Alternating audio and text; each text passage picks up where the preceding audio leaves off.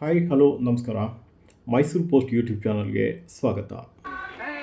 ಬೇಡಘಾಟ್ ಸನಿಹಕ್ಕೆ ಹೋದ ನಮಗೆ ಕಾಣಿಸಿದ್ದು ಒಂದಷ್ಟು ಮಹಿಳೆಯರು ಪೂಜೆ ಮಾಡ್ತಾ ಇದ್ದಂಥ ದೃಶ್ಯ ಹಾಗೂ ಅವರು ಹಾಡ್ತಾ ಇದ್ದಂಥ ದೃಶ್ಯ.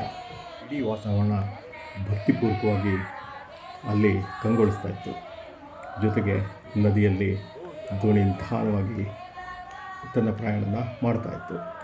ಇದರ ಜೊತೆಗೆ ಮುಂಜಾವಿನ ಒಂದು ಶುಭ್ರ ಒಂದು ವಾತಾವರಣದಲ್ಲಿ ಭಕ್ತಿಪೂರ್ವಕವಾಗಿ ಪೂಜೆ ಮಾಡ್ತಾಯಿದ್ದಂಥ ಮಹಿಳೆಯರು ನದಿಯಲ್ಲಿ ತಮ್ಮ ಭಕ್ತಿಯನ್ನು ಪೂಜೆಯ ಮೂಲಕ ಅರ್ಪಿಸುವ ಮೂಲಕ ಪಾವನ ಆಗ್ತಾಯಿದ್ರು. ಒಳ್ಳೆಯ ವಾತಾವರಣದ ಬೆಳಗಿನ ಮುಂಜಾನೆ ಪ್ರಶಾಂತವಾಗಿ ಹರಿತಾ ಇದ್ದಂಥ ನರ್ಮದಾ ನದಿ, ಭಕ್ತಿಪೂರ್ವಕವಾಗಿ ಪೂಜೆಯನ್ನು ಮಾಡ್ತಾ ಇದ್ದಂಥ ಅಲ್ಲಿನ ಹೆಂಗಸರು, ದೋಣಿ ನಿಧಾನವಾಗಿ ತೇಲ್ಕೊಂಡು ಹೋಗ್ತಾ ಇದ್ದಂಥ ನೋಟ, ಇದೆಲ್ಲವನ್ನು ಬದುಕಿಗೆ ಒಂದು ರೀತಿಯ ಖುಷಿಯ ಅನುಭವವನ್ನು ಕೊಡ್ತಾಯಿತ್ತು. ಏನು ಮಾಡ್ತಾಯಿದ್ದಾರೆ ನರ್ಮದಾ ನದಿಯಲ್ಲಿ ಈ ಹೆಣ್ಣು ಮಕ್ಕಳು ಅಂತ ಇನ್ನಷ್ಟು ಹತ್ತಿರಕ್ಕೆ ಹೋಗಿ ನೋಡೋಣ ಬನ್ನಿ.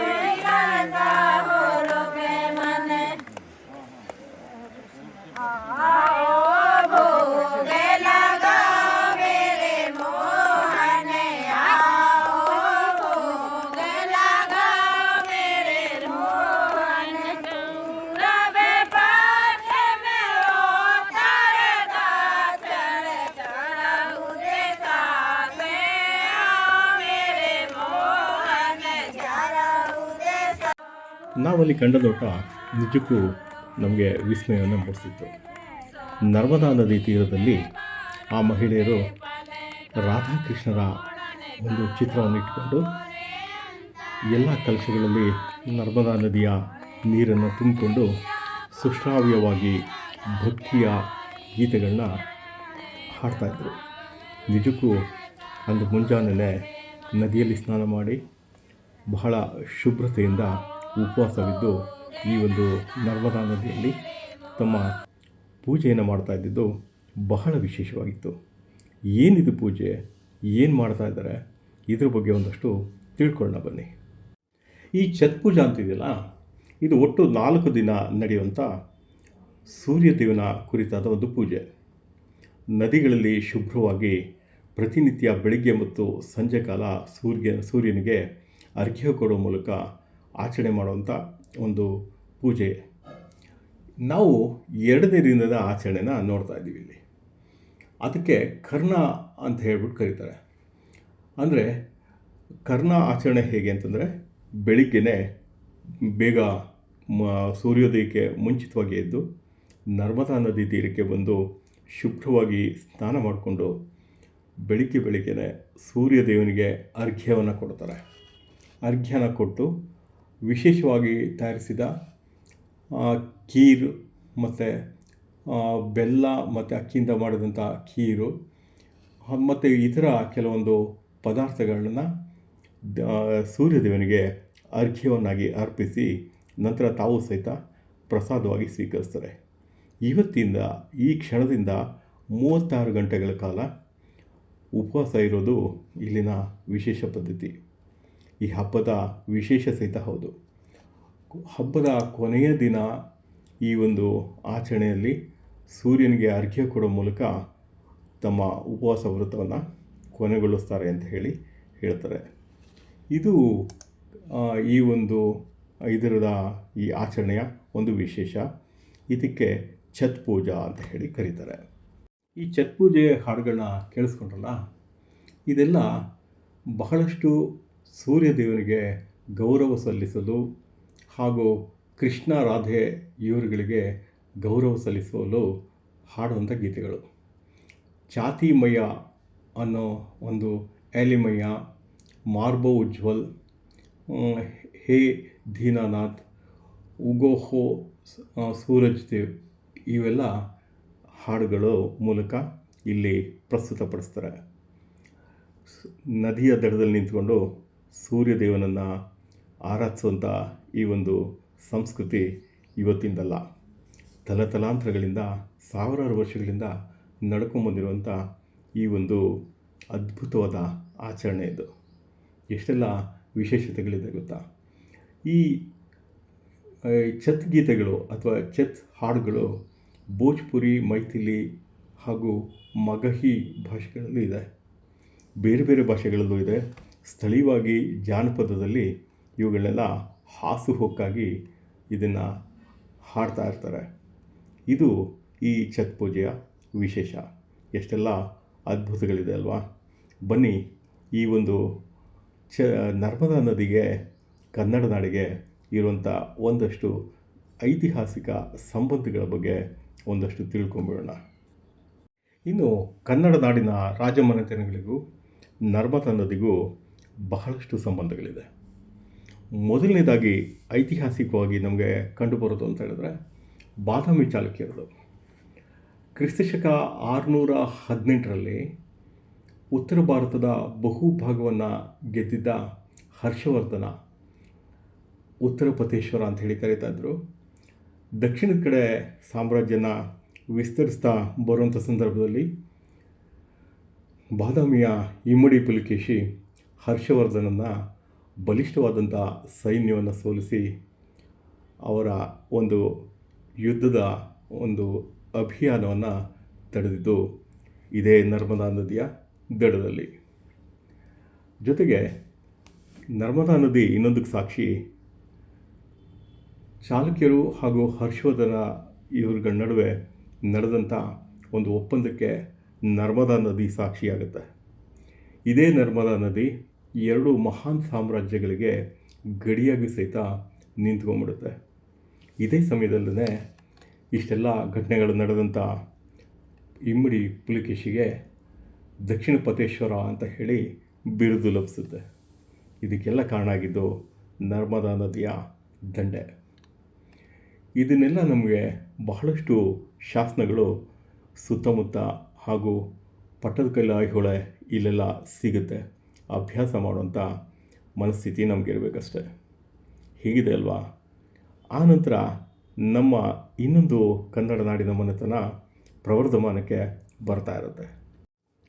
ಅದೇ ರಾಷ್ಟ್ರಕೂಟರ ಸಾಮ್ರಾಜ್ಯ.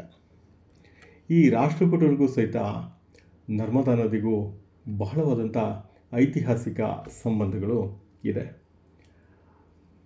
ದಕ್ಷಿಣದ ಕಾವೇರಿ ನದಿಯಿಂದ ಹಿಡಿದು ಉತ್ತರದ ನರ್ಮದಾ ನದಿವರೆಗೆ ರಾಷ್ಟ್ರಕೂಟರ ಸಾಮ್ರಾಜ್ಯ ವಿಸ್ತರಣೆ ಹೊಂದಿರುತ್ತೆ. ರಾಷ್ಟ್ರಕೂಟ ಸಾಮ್ರಾಜ್ಯದ ಹೆಮ್ಮೆಯ ಅಮೋಘ ವರ್ಷ ನೃಪತುಂಗ ಇವರ ಜನ್ಮಸ್ಥಳ ಎಲ್ಲಿ ಗೊತ್ತಾ? ಕ್ರಿಸ್ತಶಕ 800ರಲ್ಲಿ ನರ್ಮದಾ ನದಿ ದಡದ ಮೇಲಿದ್ದಂಥ ಒಂದು ಯುದ್ಧದ ಶಿಬಿರದಲ್ಲಿ ಜನನ ಆಗುತ್ತೆ. ರಾಷ್ಟ್ರಕೂಟ ಸಾಮ್ರಾಜ್ಯದ ಪ್ರಖ್ಯಾತ ದೊರೆ ಅಮೋಘ ವರ್ಷ ನೃಪತುಂಗ ಇವರ ತಂದೆ ಮುಮ್ಮಡಿ ಗೋವಿಂದ ಇವರು ಕ್ರಿಸ್ತಶಕ 800ರ ಸಮಯದಲ್ಲಿ ಉತ್ತರ ಭಾರತದ ಕಡೆ ದಂಡೆತ್ತಿ ಹೋಗಿರ್ತಾರೆ. ಅಂತಹ ಸಮಯದಲ್ಲಿ ಜನಿಸಿದ್ದು ನರ್ಮದಾ ನದಿ ತೀರದಲ್ಲಿ, ಅದು ಸೇನಾ ಶಿಬಿರದಲ್ಲಿ ನಮ್ಮ ಹೆಮ್ಮೆಯ ಕನ್ನಡ ನಾಡಿನ ಅಮರದೊರೆ ಅಮೋಘ ವರ್ಷ ನೃಪತುಂಗ. ಎಷ್ಟು ಅದ್ಭುತವಾದ ವಿಷಯಗಳ ಜೊತೆ ಈ ನರ್ಮದಾ ನದಿ ಬೆರೆತುಕೊಂಡಿದೆ ಅಲ್ವಾ. ಇಷ್ಟೆಲ್ಲ ಘಟನೆಗಳನ್ನು ಸಾಕ್ಷೀಕರಿಸಿದ ಪುಣ್ಯ ನದಿ ಈ ನರ್ಮದಾ ನದಿ. ಇಂತಹ ಐತಿಹಾಸಿಕ ಘಟನೆಗಳಿಗೆ ಪುಷ್ಟಿ ಕೊಡುವಂತೆ ಈಗಲೂ ಸಹಿತ ಜಬಲ್ಪುರ ಸುತ್ತಮುತ್ತ ರಾಷ್ಟ್ರಕೂಟರ ಶಾಸನಗಳು ಸಿಗ್ತಾ ಇರೋದು ನಿಜಕ್ಕೂ ಇತಿಹಾಸದ ವಿಸ್ಮಯ ಅಲ್ವಾ. ಇದನ್ನ ಅಭ್ಯಾಸ ಮಾಡಿದರೆ ಬಹಳಷ್ಟು ವಿಚಾರಗಳು ನಮಗೆ ತಿಳಿತಾ ಹೋಗುತ್ತೆ. ಬನ್ನಿ ಹಾಗೆ ಮುಂದಿನ ಒಂದು ರಾಜವಂಶದ ಬಗ್ಗೆ ಮಾತಾಡೋಣ. ಅದು ನರ್ಮದಾ ನದಿಗೆ ಸೇರಿದಂತೆ. ರಾಷ್ಟ್ರಕೂಟರ ನಂತರ ಇಲ್ಲಿ ಪ್ರವರ್ಧಮಾನಕ್ಕೆ ಬಂದಿದ್ದು ಇಲ್ಲಿ ಕಲಾಚುರಿ ಅನ್ನೋ ಒಂದು ಸಾಮ್ರಾಜ್ಯ ಅಸ್ತಿತ್ವಕ್ಕೆ ಬರುತ್ತೆ. ಇದನ್ನು ಚೇದಿ ಕಲಾಚುರಿಗಳು ಅಂಥೇಳಿ ಕರೀತಾ ಇರ್ತಾರೆ. ಕ್ರಿಸ್ತಶಕ 7ರಿಂದ 13ನೇ ಶತಮಾನ ತನಕ ಇವರ ಆಳ್ವಿಕೆ ನರ್ಮದಾ ಆಸ್ಪಾಸ್ನಲ್ಲಿ ನಡೀತಾ ಇರುತ್ತೆ. ಇವರಿಗೂ ಕರ್ನಾಟಕಕ್ಕೂ ಏನು ಸಂಬಂಧ ಅಂತೀರಾ? ಇದೇ ಬನ್ನಿ ಹೇಳ್ತೀನಿ. ಇವರು ಪ್ರಬಲ ದೊರೆಗಳಾಗಿ ರಾಷ್ಟ್ರಕೂಟರ ನಂತರ ಬರ್ತಾರೆ. ಬಹಳ ರಾಜತಾಂತ್ರಿಕ ನಿಪುಣರು. ಇವರು ಸಾಮ್ರಾಜ್ಯ ವಿಸ್ತರಣೆ ಮಾಡ್ಕೊಂಡು ಬರ್ತಾ ಇವರ ಆಡಳಿತ ಬಹಳ ಪ್ರವರ್ಧಮಾನಕ್ಕೆ ಬರುತ್ತೆ. ಅತಿ ಹೆಚ್ಚು ಕಾಲ ಇರುತ್ತೆ. ಇಲ್ಲಿ ತಮಾಷೆ ಅಂತ ಹೇಳಿದ್ರೆ ಕರ್ನಾಟಕಕ್ಕೆ ಇವ್ರ ಸಂಬಂಧ ಹೇಗೆ ಅಂತೀರಾ? ಕಲಾಚುರಿಗಳಲ್ಲಿ ಒಂದು ಶಾಖೆ ಏನು ಮಾಡುತ್ತೆ, ದಕ್ಷಿಣದ ಕಡೆ ವಲಸೆ ಬರುತ್ತೆ. ತ್ರಿಪುರದ ಕಲಾಚುರಿಗಳಿಗೂ ಕರ್ನಾಟಕದ ಕಲಾಚುರಿಗಳಿಗೂ ಒಂದು ಐತಿಹಾಸಿಕ ಸಂಬಂಧ ಇದೆ ಅಂತ ಹೇಳಿ ಒಂದು ನಂಬಿಕೆ ಇದೆ.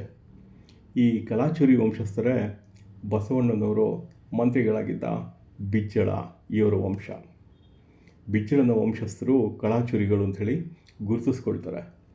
ಇದ್ರ ಬಗ್ಗೆ ಹೆಚ್ಚಿನ ಸಂಶೋಧನೆಗಳು ಆಗಬೇಕಾಗಿದೆ. ಆ ನಂತರ ಇದೇ ಬಿಜ್ಜಳನ ರಾಜಾಶ್ರಯದಲ್ಲಿ ಬಸವಣ್ಣವರು ಮಂತ್ರಿಯಾಗಿದ್ದರು. ನಂತರ ನಡೆದಿದ್ದು ಇತಿಹಾಸ ತಮಗೆ ಗೊತ್ತಿದೆ, ಸಾಮಾಜಿಕ ಕ್ರಾಂತಿಯಾಗಿದ್ದು.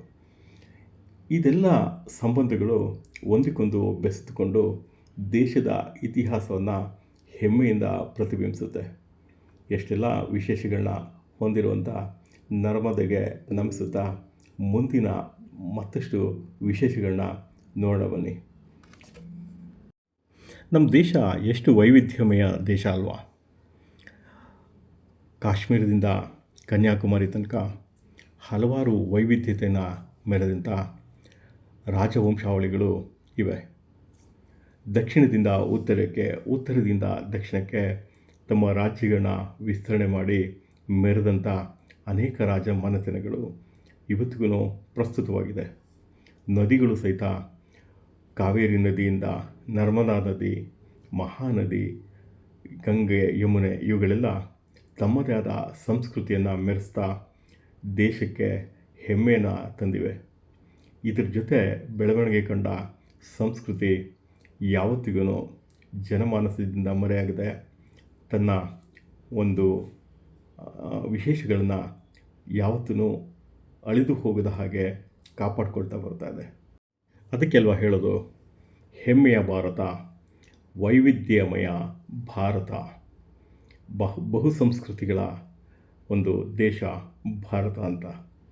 ಇದನ್ನೆಲ್ಲ ನೋಡ್ತಾ ಇದ್ದರೆ ಧನ್ಯತೆ ಭಾವ ಕಾಡದೇ ಇರೋದಕ್ಕೆ ಸಾಧ್ಯನೇ ಇಲ್ಲ. ನಮ್ಮ ದೇಶದ ನದಿಗಳು, ನಮ್ಮ ದೇಶದ ಆಚರಣೆಗಳು, ಜನರ ಜೀವನಗಳು, ರಾಜ್ಯದಿಂದ ರಾಜ್ಯಕ್ಕೆ ಬೆಸೆದುಕೊಂಡಿರುವಂಥ ಇತಿಹಾಸ, ರಾಜ್ಯದಿಂದ ರಾಜ್ಯಕ್ಕೆ ತಮ್ಮ ಕೀರ್ತಿಯನ್ನು ಬೆಳಗಿಸಿರುವಂಥ ಕನ್ನಡ ನಾಡಿನ ರಾಜ ಮನೆತನಗಳು, ಹಾಗೆ ಉತ್ತರ ಭಾರತದಿಂದ ದಕ್ಷಿಣ ಭಾರತದ ಕಡೆಗೆ ತಮ್ಮ ಕೀರ್ತಿ ಪತಾಕೆಯನ್ನು ಹಬ್ಬಿಸಿದ್ದಂಥ ರಾಜಮನೆತನಗಳು, ಇವೆಲ್ಲವೂ ತಮ್ಮದೇ ಆದ ಸಾಂಸ್ಕೃತಿಕ ನೆಲೆಗಟ್ಟನ್ನು ಮೆರೆಸ್ತಾ ಇವತ್ತಿಗೂ ತಮ್ಮ ಇತಿಹಾಸದ ವಿಚಾರಗಳನ್ನ ಜೀವಂತವಾಗಿ ಇಟ್ಟಿರೋದು ಹೆಮ್ಮೆಯ ವಿಷಯ ಅಲ್ವಾ. ಇದೆಲ್ಲ ಸೇರಿದ್ರೆ ಹೆಮ್ಮೆಯ ಭಾರತ ದೇಶದ ಒಂದು ಸಾಂಸ್ಕೃತಿಕ ನೆಲೆಗಟ್ಟಿಗೆ ಒಂದು ಭದ್ರ ಬುನಾದಿ ಆಗುತ್ತೆ. ಇಂತಹ ಸಾಂಸ್ಕೃತಿಕ ಭದ್ರ ಬುನಾದಿ ಇದ್ದರೆ ಅಲ್ವಾ ಒಂದು ದೇಶ ಹೆಮ್ಮೆ ಪಡುವಂಥ ವಿಚಾರಗಳು ಆಚೆ ಬರೋದು. ಬಹಳಷ್ಟು ವಿಶೇಷಗಳನ್ನ, ಆಚರಣೆಗಳನ್ನ ನೋಡ್ತಾ ಇದ್ವಿ. ಪ್ರತಿಯೊಂದು ಆಚರಣೆಗೂ ಗೌರವದಿಂದ ಕಾಣುವಂಥ ಸಂಸ್ಕೃತಿ ನಮ್ಮೆಲ್ಲರದ್ದು ಆಗಬೇಕು. ಎಲ್ಲ ಆಚರಣೆಗಳು ಸೇರಿನೇ ನಮ್ಮ ದೇಶ ಆಗೋದಲ್ವಾ. ಇವತ್ತಿನ ಸಂಚಿಕೆಯಲ್ಲಿ ಈ ವಿಶೇಷನ ಇಲ್ಲಿಗೆ ಮುಗಿಸ್ತಾ ಇದ್ದೀನಿ. ಇಂಪಾದ ಹಾಡುಗಳನ್ನ ಕೇಳ್ತಾ ಇಂದಿನ ಸಂಚಿಕೆಗೆ ಮುಕ್ತಾಯ ಕೊಡೋಣ. ಮುಂದಿನ ಸಂಚಿಕೆ ಬೇಡಘಾಟ್ನಲ್ಲಿ ನಾವು ದೋಣಿ ವಿಹಾರಕ್ಕೆ ಹೋಗೋಣ. ಬಹಳ ವಿಶೇಷ ಇದೆ. ಅಲ್ಲಿವರೆಗೆ ನಮಸ್ಕಾರ, ಮತ್ತೆ ಸಿಗೋಣ.